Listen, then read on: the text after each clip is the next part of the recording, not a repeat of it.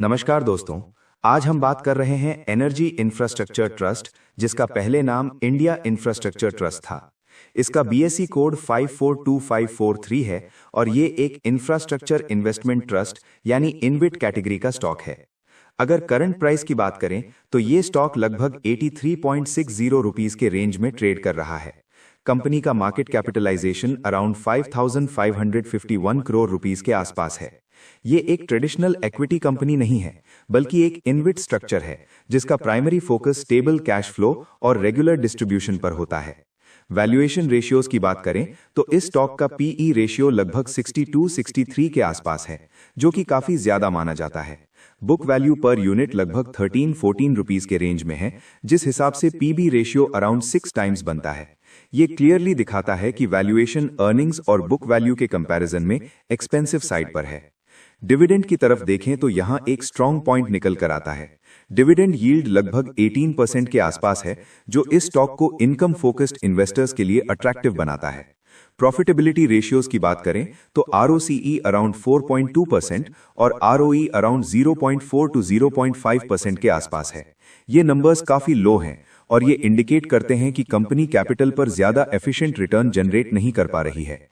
EPS लगभग 1.3 rupees के आसपास है, जो मॉडरेट है। अगर क्वार्टरली प्रॉफिट एंड लॉस को देखें तो रेवेन्यू का ट्रेंड काफी स्टेबल दिखता है। पिछले कुछ क्वार्टर्स में रेवेन्यू लगभग 920 करोड़ रुपीस से 1000 करोड़ रुपीस के बीच रहा है। ऑपरेटिंग प्रॉफिट में धीरे धीरे इंप्रूवमेंट दिखा है, जो 320 करोड़ रुपीस से बढ़कर 370 करोड़ रुपीस के आसपास आता हुआ नजर आता है। नेट प्रॉफिट का ट्रेंड पहले वॉलेटाइल था, कुछ क्वार्टर्स में लॉस भी दिखा, लेकिन रीसेंट क्वार्टर्स में 25-32 करोड़ रुपीस के रेंज में पॉजिटिव नेट प्रॉफिट रिपोर्ट हुआ है। ईपीएस भी नेगेटिव से पॉजिटिव टेरिटरी में आया है, जो एक इंप्रूवमेंट का सिग्नल देता है, लेकिन ग्रोथ अभी भी लिमिटेड है। बैलेंस शीट की बात करें तो कंपनी के total assets around 13,000 crore rupees के आसपास हैं। फिक्स्ड एसेट्स लगभग 11,300 करोड़ रुपीस के करीब हैं, जो क्लियरली दिखाता है कि ये एक एसेट हैवी इंफ्रास्ट्रक्चर ट्रस्ट है। बोरोइंग्स का लेवल काफी हाई है, लगभग 6,400-6,500 करोड़ रुपीस के आसपास। इक्विटी कैपिटल टाइम के साथ रिड्यूस हुई है, जो इनविट स्ट्रक्चर में डिस्ट्रीब्यूशन के वजह से कॉमन है। रिजर्व्स नेगेटिव जोन में रहे हैं, जो पास्ट लॉसेस और हेवी पेआउट्स को इंडिकेट करता है। कैश फ्लो की बात करें तो ऑपरेटिंग कैश फ्लो पॉजिटिव है, जो एक अच्छा साइन है। ऑपरेटिंग एक्टिविटीज से लगभग 1100 करोड़ रुपीस से ज्यादा का कैश जनरेट हुआ है। इन्वेस्टिंग कैश फ्लो पॉजिटिव रहा है, जबकि फाइनेंसिंग कैश फ्लो नेगेटिव है, जो डिस्ट्रीब्यूशंस और डेट सर्विसिंग की वजह से होता है। शेयर होल्डिंग पैटर्न में स्पॉन्सर का रोल काफी इंपॉर्टेंट है। स्पॉन्सर होल्डिंग लगभग 41-42% के आसपास है, जो लॉन्ग टर्म कमिटमेंट और स्टेबिलिटी का सिग्नल देता है। बाकी होल्डिंग इंस्टीट्यूशंस और पब्लिक के पास डिस्ट्रीब्यूटेड है। अब अगर ओवरऑल फंडामेंटल कंडीशन का असेसमेंट करें तो यहां पिक्चर काफी क्लियर है।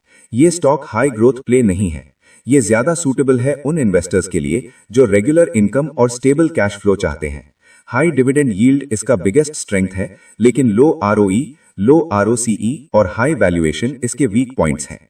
अब टेक्निकल एनालिसिस की तरफ आते हैं। डेली टाइम फ्रेम पर देखें तो स्टॉक रेंज बाउंड बिहेवियर दिखा रहा है। इमीडिएट सपोर्ट जोन 82-81 रुपीस के आसपास है।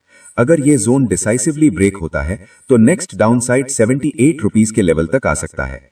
इमीडिएट रेजिस्टेंस डेली चार्ट पर 85-86 रुपीस के पास दिखता है। इसके ऊपर स्ट्रॉन्ग क्लोज आता है तो शॉर्ट टर्म में 88-90 रुपीस का जोन टेस्ट हो सकता है। अभी के टाइम पर price short term moving averages के आसपास स्ट्रगल करता हुआ दिखता है, जो neutral to slightly bearish sentiment show करता है। वीकली टाइम फ्रेम पर देखें तो स्टॉक एक साइडवेज कंसोलिडेशन फेज में है। वीकली सपोर्ट जोन 80 रुपीस का है। जब तक स्टॉक इस जोन के ऊपर सस्टेन करता है, लॉन्ग टर्म स्ट्रक्चर वीक नहीं माना जाएगा। लेकिन अगर वीकली क्लोज 80 रुपीस के नीचे आता है तो मीडियम टर्म वीकनेस कंफर्म हो सकती है। वीकली रेजिस्टेंस 85-86 रुपीस के जोन में है। इस लेवल के ऊपर स्ट्रॉन्ग वीकली क्लोज मिलता है तो मोमेंटम थोड़ा इंप्रूव हो सकता है और ऊपर के टारगेट्स ओपन हो सकते हैं।